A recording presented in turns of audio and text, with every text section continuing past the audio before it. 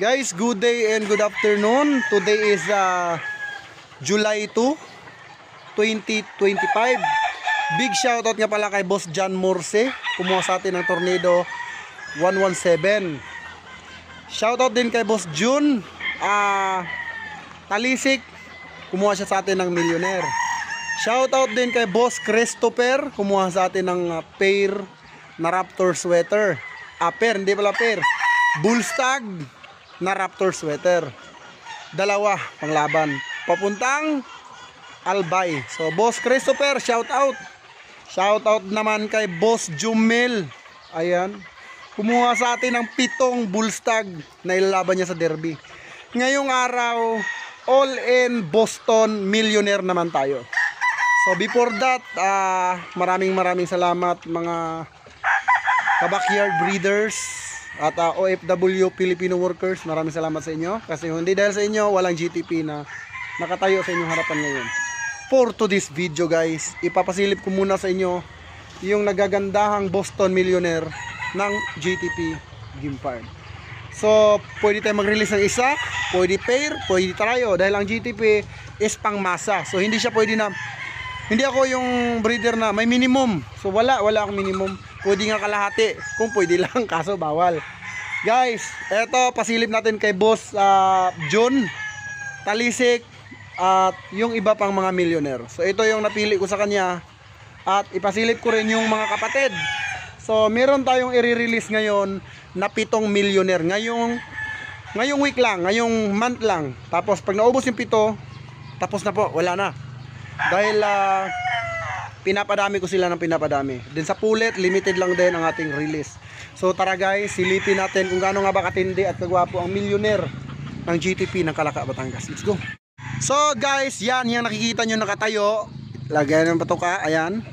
Yang nakikita nyo, yan ay isang Boston Millionaire. High station yan.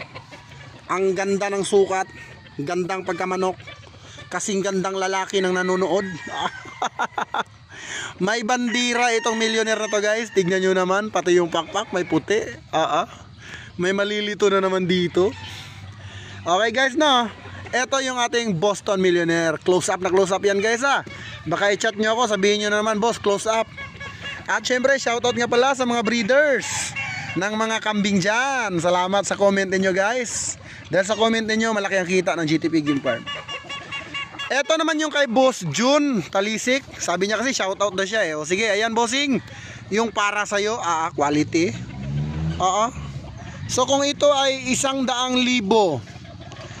ang materialis natin dito, guys, tanggalin nyo yung 0. Yun na yung presyo ng GTP Game Farm.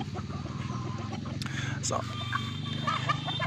Goy, dito sa labas Goy. Sa labas Goy. Sa labas, ibibideo ko. Yan. Ayan guys, kay Boss John. Boss John, tignan mo yung binili mo. Ay lilipad na ito ngayong Sunday. Sa lakas kumain yan Boss John. Ayan po yung millionaire. So dalawa na guys, pasilipan natin yung iba pa. Okay, andon, tanong mo kay Sulot. Ito naman yung isa pang millionaire, palabasin natin para mas maganda ang kanyang pagkain. Okay? So ayan guys, tinabi ko talaga yung pang materyales para sa inyo. Dahil yung mabababa nito ay gagamitin ko ngayong early bird season, ilalaban ko. So yung mga matatangkad, ang ilalabas ko. Kasi ang GTP guys, merong misyon. Dito sa GTP, tapon bulok, benta magaling. Ganun po dito. Dahil gusto ko bumalik yung mga kliyente ko. So makikita nyo naman guys, kung hindi naman kayo manhid, look at this beautiful game fowl. Yung balikat nyan guys, tignan nyo naman yung balikat. Tignan mo yung ulo. Ay inang. Di ba? So Boston Millionaire na high station ang mga yan. At mga bilog ang kanilang mga katawan. WPC banded and local banded early bird. Ayan. Sariling sika po natin yan. Si GTP po mismo yung nag-breeds niyan. Si GTP po mismo ang nagpapasampa niyan. Kaya ako kahit sobrang sobrang pagod. Talagang pinipilit ko na ako mismo yung magbi-breed para alam ko yung bloodline. Then dito naman tayo, dumako naman tayo dito kay Mang Lance. Ang pangalan niya po ay El Capitan. Ayan, siya si El Capitan.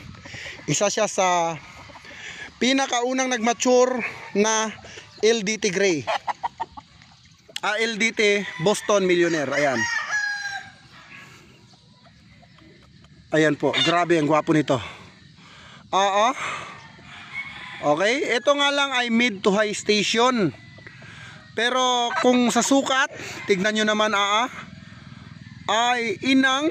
So ganyan yun po yung tipo ko. Ganyan din yung mga gagamitin ko sa early bird. So ito, nagandahan lang ako sa balikat nito. Tapos nagandahan ako sa gymnast. Kaya ayan, ilalabas natin. Ayan mga idol. Kagwapo. Huwag mo sabihin i-close up ko na naman ha. Close up na yan. Todong-todo na yan guys, idol. So guys, for your information, ang misyon ng GTP Game Farm, mabigyan ng quality breeding material yung mga backyard breeders, lalo na yung mga senior citizen natin na talaga namang hindi pa nakakatikim ng quality. At sa mga anak naman dyan na may pera, regaluhan na ninyong ama. Abay minsan lang. Ay inang, ang gwapo. Hoy, huwag kang tatayo. Baka mag-chat si boss. Boss, kunin ko na. Hoy, dito ka lang. Tingnan mo guys, nagtago na. Shh. Shh. Dito ka na. Oh. Ay inang, huwag ka lang magtago. Gusto mo mag-stay dito? Wag, hindi mo kailangan mag-stay dito kasi marami na tayong quality. Kaya yung backyard breeder na ang breeds ay puro quality. Pagpasok ng exam, masaya. Paglabas, nakayuko ang ulo. Bakit? Malungkot ang bishi. Bakit malungkot? Ay inang, ikaw ba naman talunin ng pipitsuging manok? Guys, ang binibreeds ng GTP ay mga highest and winning line. Yan po. Bukod sa gwapo, winning line din. Then pasilip ko naman sa inyo yung aking Zanino White na dublikara. Kung mapapansin nyo, yan ay sinibalang. Pero pag yan lumiko, tignan nyo yung itsura. Ito guys ay not for sale dahil ito ay aking display, no? Gagawin kong display. Actually marami na itong offer, pero hindi talaga papayag si GTP dahil display po ito. So nakikita nyo sinibalang. Pag, ayan, naging puti guys. Di ba? From sinibalang sa kanyang kaliwa, sa kanan niya puting puti. Yan po ang aking pure Zanino White General. Ayan. Tapos pakita ko sa inyo yung kapatid niyang napakalaki. Ayun oh. Pero yan naman guys ay sinibalang talaga ang lumabas. Tapos ang laki niyan. Grabe mamalo yan guys, nako. Dumidikdik talaga yan. Medyo mailap nga lang kaya ayaw kong lapitan. So yun lang ang ating vlog for today guys. Maraming salamat sa patuloy na suporta sa GTP Game Farm. At huwag kayong magsawang bumili ng quality breeding material para sa inyong mga backyard. Maraming salamat. God bless you all mga boss. Mabuhay ang bayang Sabongero.